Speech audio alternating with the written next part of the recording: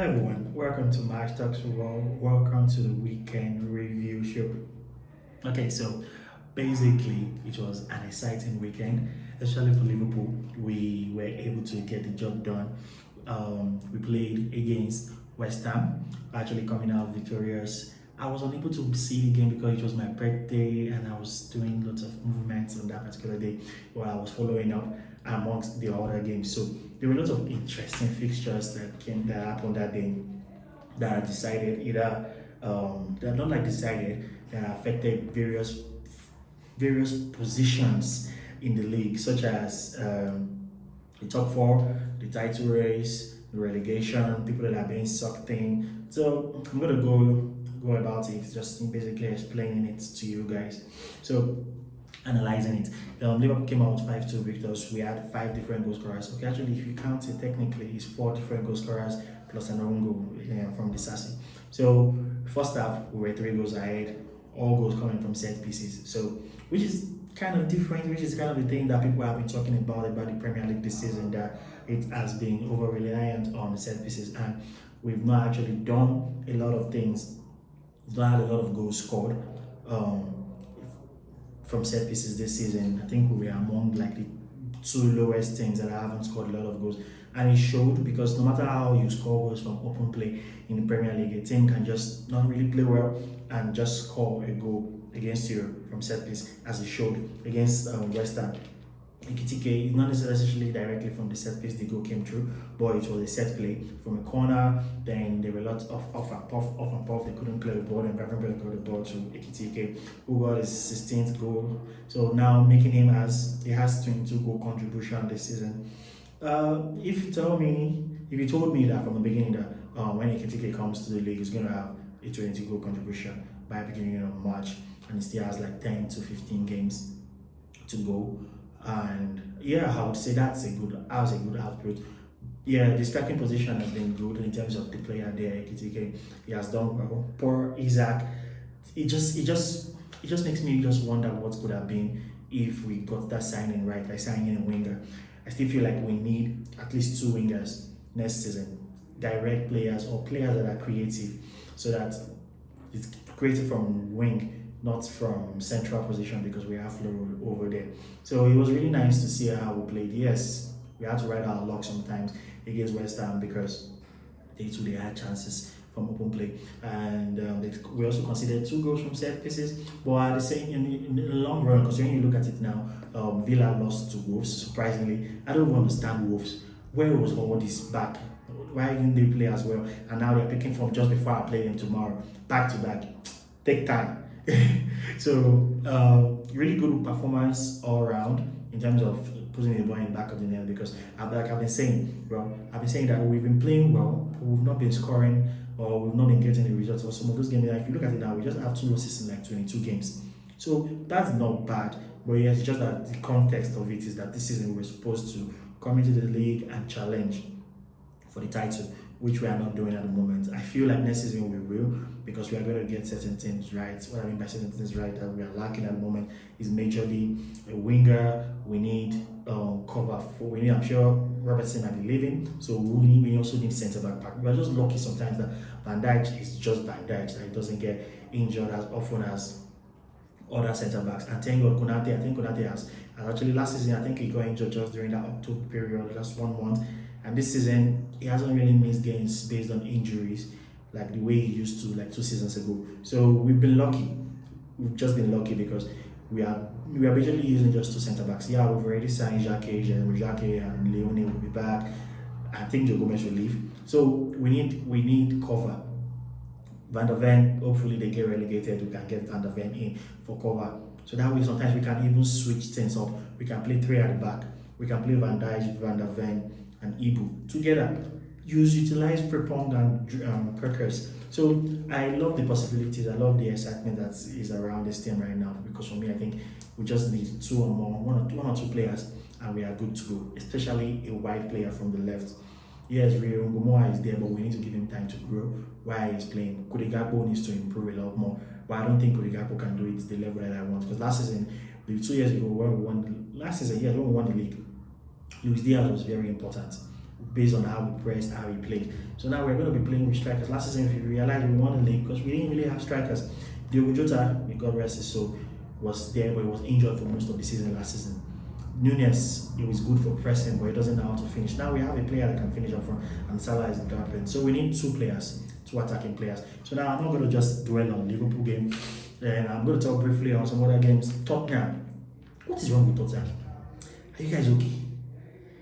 They've not won. They are the only team in the league that have not won a game in 2026, and we are in March. 10 games they've not won. I think they have like 8 losses, 2 draws. That's really bad. That's really bad. Will they get relegated? I don't know. Okay, you know what? Let me check the league. Let me check the league table so that I will be sure. This is the league table.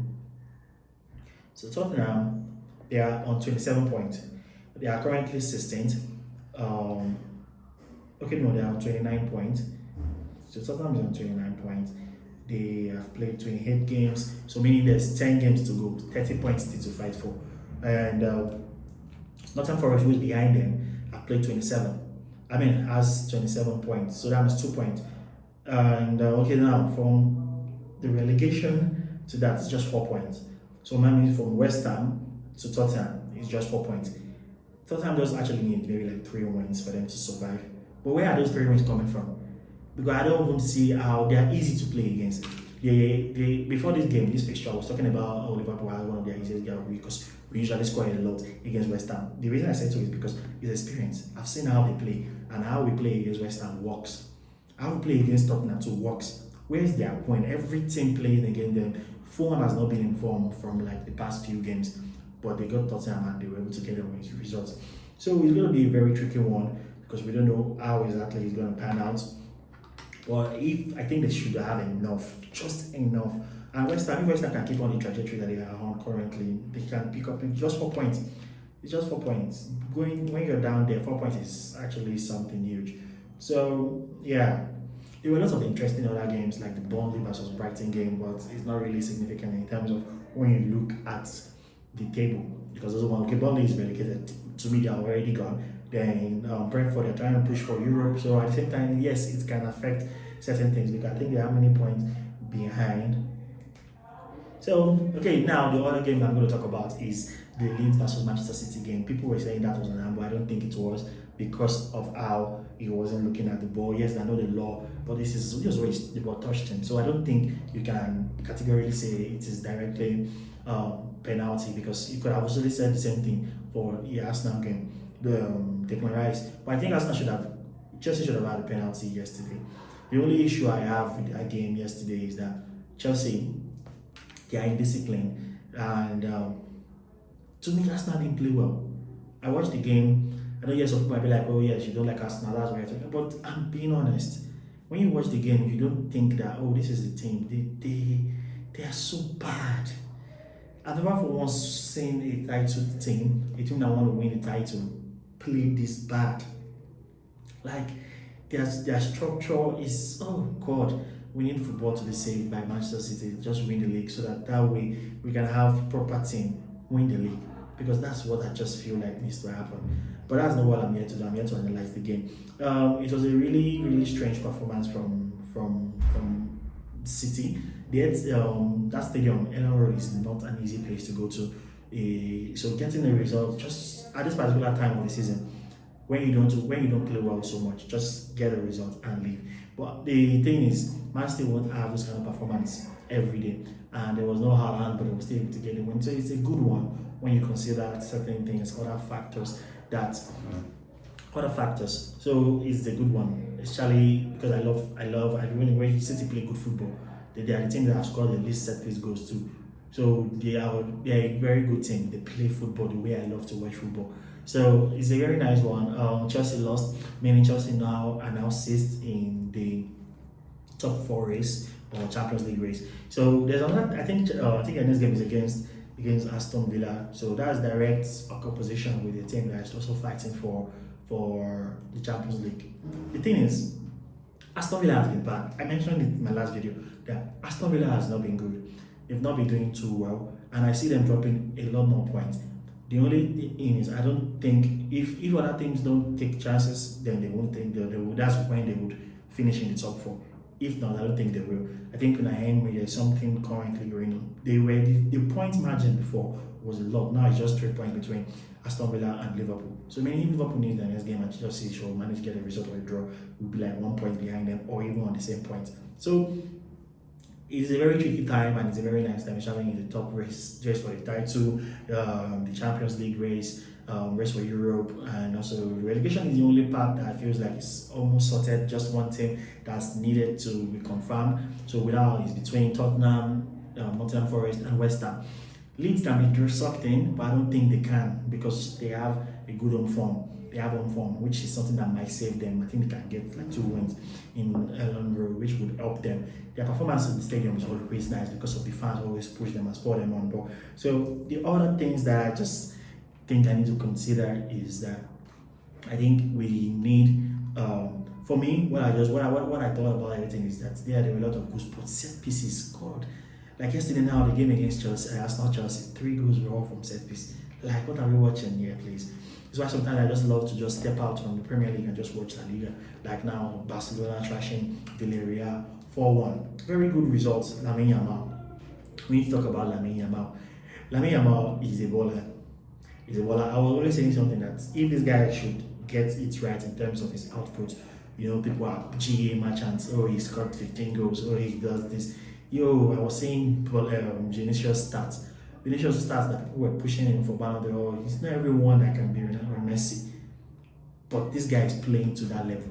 Watch, blind, remove goals and assists and watch him. And yet he's almost going to get like 40 GA this season, which is amazing. He will get 2020, I'm sure he will. He's doing so well. So having Rafinha back to that team always help because of off the ball press. That's the main thing why Barcelona lose games when Rafinha is not around, because off the ball press. If you watch them, they rely so much on the press. And Rafinha is one of the players that instigates those press. So when he's not in the team, it affects them and you see it clearly from how they perform. So I think the game against Athletic is going to be tomorrow. I think I'll have a match a preview which will be there. You guys can see, check it out on TikTok also. I'm going to talk in depth on how important it is. And is it possible for Barcelona to be able to have a comeback versus Athletic? I don't think it is, because 4-0 against a Simeone side is next to impossible. But I think they're going to open a part of the stadium to some fans. So that alone might make it a bit interesting. I think if Barcelona gets 2 goals in the first half, then without conceding, then we might have a game on our hand. And I think they're going to go gung-ho. But one thing I think I do know about Simeone is that he's going to try to slow the game down as much as possible. There are going to be so much dark arts. The only way Barcelona is going to get a result from this game, it's first of all to equal the amount of goals that Atletico scored, the one that Metropolitano. So they need to score 4 goals minimum. That's to equal without conceding. Then without, maybe they can now think about pushing it. The thing about it, Barcelona, they concede. So if Barcelona, especially when they're now trying to fight for goals, but the thing is, you don't know how things might play out. Atleti might get a red card. That's not always a good thing, but at the same time, it might help. You don't know what will happen. The only reason why we can still talk about this thing still being a tie is because Hansi Flick is a very attacking manager. If any team can score 5, is Barcelona. They can come out from winning this game 5-1. That might even make the target. That might be what the manager is already telling the team, that we need to win this game 5-1. 5-1 is not an impossible result. It's a result that's so possible. So let's see. It's going to be an exciting watch. So tomorrow there are games coming up, some Premier League games. So we're going to be having some games. Let me quickly run through the games that we'll be having. So we are going to be having. Oh, that was not it. Sorry. Tomorrow, Tuesday. So there are 4 Premier League games tomorrow. So the interesting one for me over there is Wolves Liverpool. I can just do the quick preview. I think it's going to be a tough one. Wolves have kind of picked form the last couple of games, but so have Liverpool. Playing well at the moment. They have enough time. Usually, I think for the past 2 weeks now, they played just 2 games in the past 2 weeks, which have given the team enough time to. Yes, I know he didn't really show against Nottingham Forest, but they came out with a result. So in 3 weeks, we played 3 games: Brighton, Nottingham Forest, and now Westham, which all of them came out with, we considered just 2 goals in 3 games.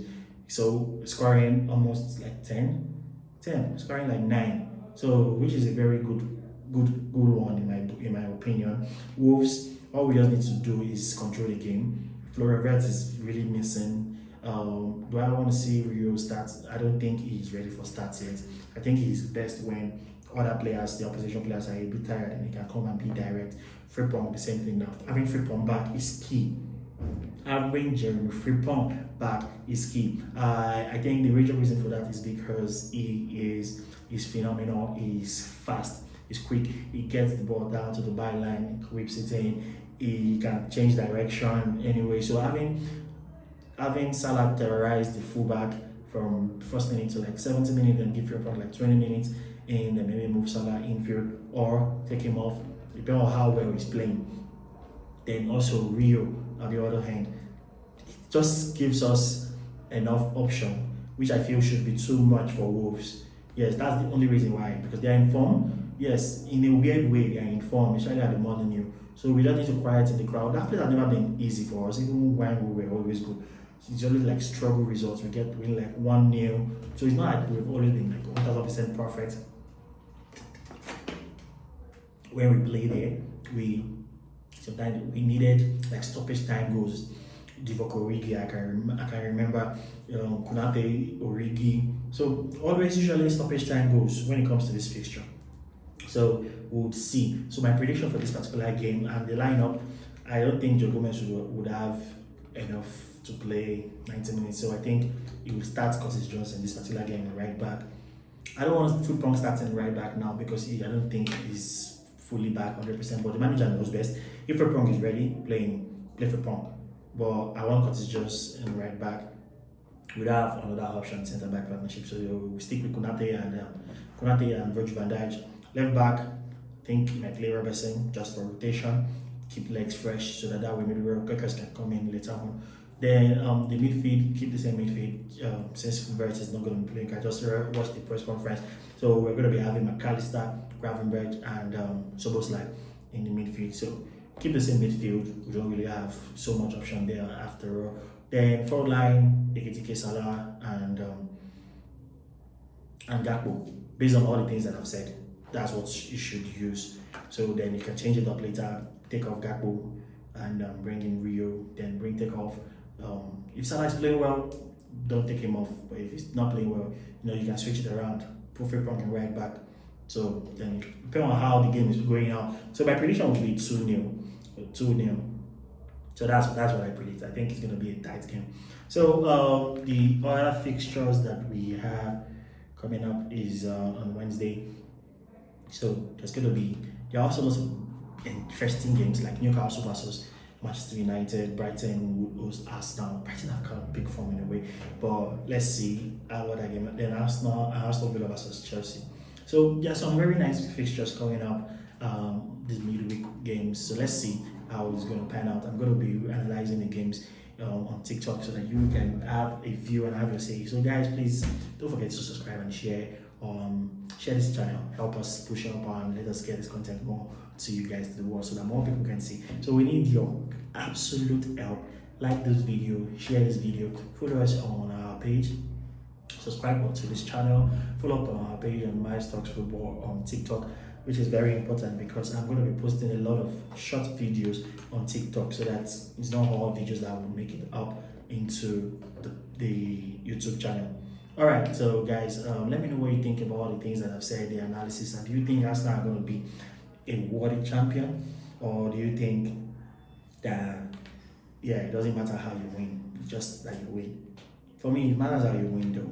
But if for them now, not having they've not won in the league in how many years now, so I don't think they will care. If they don't win, that's why they will care, because they hate the football. They're just managing it because it's getting results. If they don't win, then they will get pissed. So let me just know what you think about all the things that I've said. And catch you next time on this channel on Thursday, where I'll do my match reactions on the channel. But I'll have lots of videos, other short videos on TikTok. Thank you, and have a great week. Peace.